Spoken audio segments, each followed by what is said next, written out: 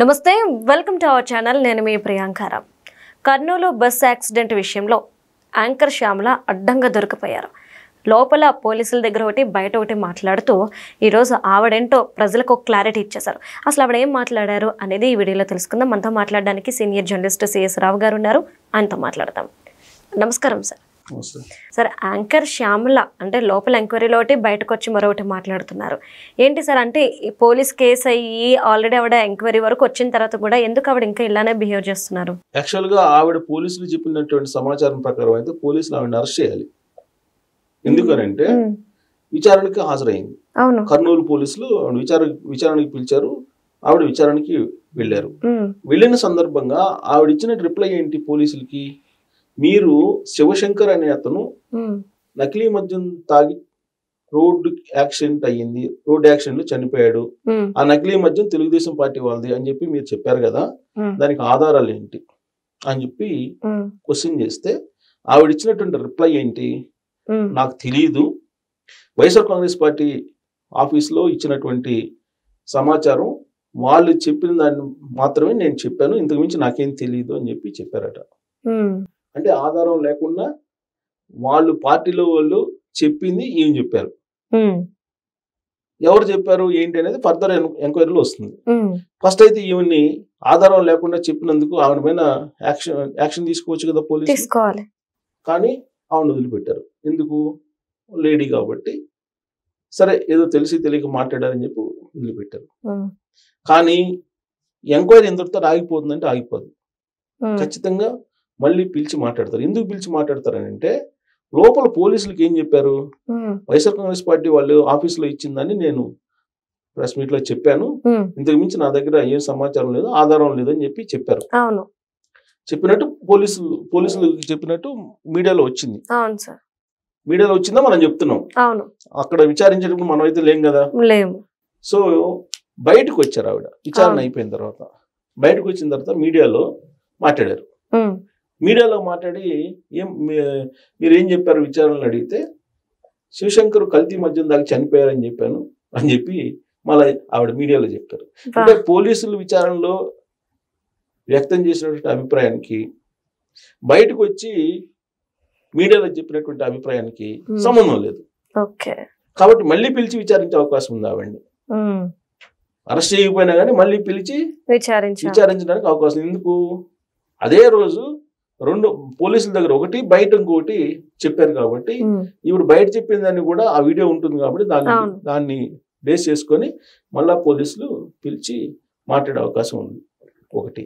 రెండు, విచారణకు హాజరైన సందర్భంగా వైఎస్ఆర్ కాంగ్రెస్ పార్టీ వాళ్ళు ఇచ్చింది నేను చెప్పాను అని చెప్పి చెప్పారని అంటే వైఎస్ఆర్ కాంగ్రెస్ పార్టీ అధిష్టానం ఏమనుకుంటుంది? ఇప్పుడు ఆవిడ యాంకర్ శ్యామల కాదు, వైఎస్ఆర్ కాంగ్రెస్ పార్టీ అధికార ప్రతినిధి కాబట్టి అధిష్టానం ఇచ్చింది కాబట్టి నేను చెప్పానని చెప్పి చెప్పడం లేదు. అధికార ప్రతినిధి అంటే దాన్ని క్రాస్ చెక్ చేసుకుని దానికి ఆధారం ఏంటి, దాన్ని మనం ఎలా పబ్లిక్లోకి తీసుకెళ్ళాలి, ఎలా దాన్ని మనం పబ్లిక్కి తెలియజేయాలి అనే దాని మీద అవగాహన ఉండాలి. వాళ్ళు ఏదో స్క్రిప్ట్ ఇచ్చారు కాబట్టి ఆ స్క్రిప్ట్ చదువుతున్నాను నాకేం సంబంధం అని చెప్పి అనుకోవడానికి లేదు. ఆవిడ స్పోక్స్ పర్సన్, అధికార ప్రతినిధి అంటే పార్టీ వాయిస్ ని వినిపించేవాళ్ళు, పార్టీ లైన్ ని లేదంటే పార్టీ వాయిస్ ని వినిపించేటువంటి మౌత్ పీస్ అధికార ప్రతినిధి అంటే కన్స్ట్రక్టివ్ గా ఒక ఇష్యూని మీరు పబ్లిక్ లో తీసుకెళ్ళాలి, అప్పుడే మీకు పబ్లిక్ నుంచి ఆదరణ వస్తుంది. లేదంటే పార్టీ కూడా మిమ్మల్ని మొయ్యలేదు. ఇప్పుడు ఆల్రెడీ 2-3 ఇష్యూల్లో బూమరాంగ్ అయింది ఆవిడ 2-3 ఇష్యూస్ లో బూమరాంగ్ అయింది. ఒకటి చెప్పిపోయి ఇంకోటి చెప్పి ఇలా అనుభవ రాహిత్యం కారణంగా.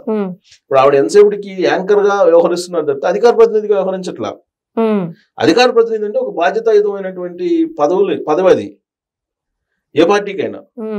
పార్టీ స్టాండ్ అనేది వెళ్తుంది. పార్టీ స్టాండ్ ఏంటి? అక్కడ నకిలీ మద్యం తాగి చనిపోయాడు అని చెప్పేసి పార్టీ స్టాండా? సో ఒకవేళ నకిలీ మద్యం తాగితే ఎక్కడ తాగాడు చెప్పాలి కదా. పోలీస్ విచారణ ఏం జరిగింది, ఏం తెలిసారు? అక్కడ అఫీషియల్ గా ఉండేటువంటి వైన్ షాప్ లోనే ముందుగా కొనుక్కొని తాగాడని చెప్పి బిల్లుతో సహా పోలీసుల దగ్గర ఉంది. పోలీసులు విచారిస్తే ఇప్పుడు ఈ కావేరీ బస్సు ప్రమాదం జరిగిన తర్వాత దాదాపు 18 పోలీసు బృందాలను ఏర్పాటు చేశారు దాని మీద విచారణకి. ఒకవైపు ఫోరెన్సిక్ ల్యాబ్ కు పంపించే వాళ్ళు ఫోరెన్సిక్ ల్యాబ్ కు పంపించారు, ఇంకొక వైపు ఈ మద్యం షాపులకు సంబంధించినటువంటి దాని మీద ఎంక్వైరీ చేసే వాళ్ళు చేశారు, ఇంకొక వైపు బస్సులకు సంబంధించినటువంటి ఫిట్నెస్ దాని మీద ఎంక్వైరీ చేసే వాళ్ళు చేశారు. అసలు ఈ ప్రమాదం జరిగినప్పుడు ఎవరెవరు ఉన్నారు, ప్రమాదం ఎలా జరిగింది అనే దాని మీద సపరేట్ గా టీం ఉంది, మళ్ళీ వాళ్ళని పట్టుకురావడానికి ఇంకో టీం ఉంది, తర్వాత ఈ చనిపోయినటువంటి వాళ్ళని ఫోరెన్సిక్ ల్యాబ్ పంపించి ఎవరికి వాళ్ళకి ఆ భౌతిక అది ఆ కాలిపోయినటువంటి వాళ్ళని ఇవ్వడానికి అప్పచెప్పడానికి ఇంకో టీం ఉంది. ఇలా రకరకాలు ఉన్నాయి, అనేక టీమ్స్ వేశారు. ఆ టీమ్స్ వేస్తే ఆ టీమ్స్ విచారణలో ఏం తేలింది, హైవేకి దగ్గర ఉన్నటువంటి అది కూడా నామ్స్ ప్రకారం నిర్వహిస్తున్నటువంటి వైన్ షాపు, ప్రభుత్వ మార్గదర్శకాలకు అనుగుణంగా నిర్వహిస్తున్నటువంటి వైన్ షాపులో ఇతను లిక్కర్ కొన్నాడు, లిక్కర్ కొని తాగాడు.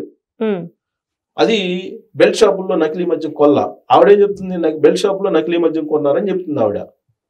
బెల్ట్ షాప్ లో నకిలీ మద్యం కొన్నాడని చెప్తుంది. ప్లస్ ఆ నకిలీ మద్యాన్ని ఎవరు తయారు చేశారంటే చంద్రబాబు నాయుడు గారు, లోకేష్ గారు తయారు చేసిన మద్యం అని చెప్తుంది ఆవిడ. సో కాబట్టి ఆవిడ చెప్పిన దానికి అక్కడ పోలీసు విచారణలో ఉన్న దానికి మొత్తం కాంట్రడిక్షన్ ఉంది. కాబట్టి ఆవిడ మీద చర్యలు పోలీసులు తీసుకోవాలి. లేదు పార్టీ స్టాండ్ అని చెప్తే పార్టీ అయినా కానీ నిరూపించాలి. సార్ అంటే ఇంకొక చిన్న సందేహం, ఆవిడ పోలీస్ స్టేషన్ నుండి బయటకు వచ్చి మాట్లాడుతూ మరొక వ్యాఖ్య చేసింది. ఎందుకు ఈ కేసు పెట్టారు, లోపలికి వెళ్ళి ఏం మాట్లాడారని అడిగినప్పుడు, నేను కూటమి ప్రభుత్వాన్ని అలానే మీడియా వాళ్ళని 10 questions వేశాను, దానికి సమాధానం చెప్పకపోగా వాళ్ళ దగ్గర ఆన్సర్ లేదు కాబట్టి నా మీద ఇలాంటి కేసులు పెట్టారు అని ఒక మాట మాట్లాడింది సార్. అంటే నిజంగా కూటమి వాళ్ళ దగ్గర సమాధానం లేదా ఆవిడ వేసిన ప్రశ్నలకి? అసలు ప్రశ్నలు ఏంటి సార్? అవేమి వస్తుంది ప్రశ్నలు, నకిలీ మద్యం తాగాము, నకిలీ మద్యం మీరు తయారు చేశారా లేదా అని అడుగుతుంది. నకిలీ మద్యం తయారు చేస్తే మరి ఈ కేసులో వైఎస్ఆర్ కాంగ్రెస్ పార్టీ వాళ్ళు ఉన్నారు కదా, ఎవరు తయారు చేశారు అనేది ఆల్రెడీ అర్థం అవుతుంది కదా. దానికి క్వశ్చన్ వచ్చేసి చంద్రబాబు నాయుడు గారు, లోకేష్ గారు చెప్పాలా ఆవిడకి? అదిగా కాదు. సో ఆవిడే తెలుసుకోవాలి. అదే అధికార ప్రతినిధి అంటే సమాధానాలు కూడా ఆవిడ దగ్గర ఉండాలి. ఆ ప్రశ్నలు రైట్ చేయడమే కాదు, ఆ ప్రశ్నకు సమాధానం ఆల్రెడీ పోలీసులు చెప్తున్నారు కదా, అరెస్ట్ చేశారు, లోపలికి పంపించారు.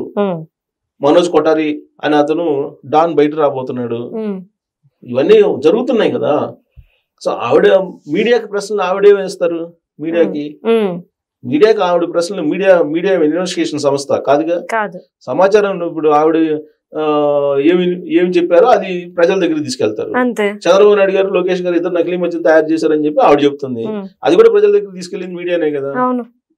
ఆవిడని ఆ వ్యాఖ్యలు చేశారు కాబట్టి ఆవిడ మీద కేసు పెట్టి పోలీసులు విచారిస్తున్నారని చెప్పి చెప్తుంది కూడా మీడియానే కదా. ఇప్పుడు నకిలీ మద్యం కాదు, పోలీసుల విచారణలో అక్కడ అఫీషియల్ గా బార్ షాప్ లో కొనుక్కుని తాగినటువంటి మద్యం అది. ఆయన మద్యం తాగి అక్కడ శివకుమార్ అనే అతను డివైడర్ కొట్టి చనిపోయాడు. ఆ సమయంలో ఎర్రిస్వామి అనే అతను పక్కనే ఉన్నాడు. ఆ ఎర్రిస్వామి ఆ బాడీని పక్కకు లాగాడు, బండిని కూడా లాగుతున్నట్టు సమయంలో బస్సు వచ్చింది, ఒక బస్సు. ఆ బస్సు టచ్ కావడంతో అది రోడ్డు మధ్యలోకి మరింత వచ్చేసింది. ఆ తర్వాత వచ్చినట్టు వి కావేరి బస్సు ఆ 2-wheeler ని నెట్టుకుంటూ పోయింది. ఆ నెట్టుకుంటూ పోయినట్టు క్రమంలో ఇవి వచ్చినాయి, ఏవి ఫైర్ వచ్చింది, మంటలు వచ్చాయి, మంటలతో బస్సు కాలిపోయింది అని చెప్పి ఎర్రిస్వామి చెప్తున్నాడు కదా, ప్రత్యక్ష సాక్షి అతను. ఆ ఎర్రిస్వామి చెప్పింది దగ్గరున్న అతను, వాంగ్మూలం ఇచ్చిన అతను అసలు ఏం జరిగిందని చెప్పాడు. చెప్పిన తర్వాత కూడా కాదు మేము చెప్పిందే కరెక్ట్ అని చెప్తే వాళ్ళు దర్యాప్తు సంస్థలు దేనికి? సో కాబట్టి ఆవిడ మళ్ళీ విచారణ ఫేస్ చేయాల్సి వస్తుంది. సరే అరెస్ట్ అవుతారా లేదని అంటే ఇలానే చెప్తుంటే కనుక అరెస్ట్ చేసినా ఆశ్చర్యపోతుంది, కాకపోతే అరెస్ట్ చేసే అవకాశం లేదు. Okay right, thank you so much sir.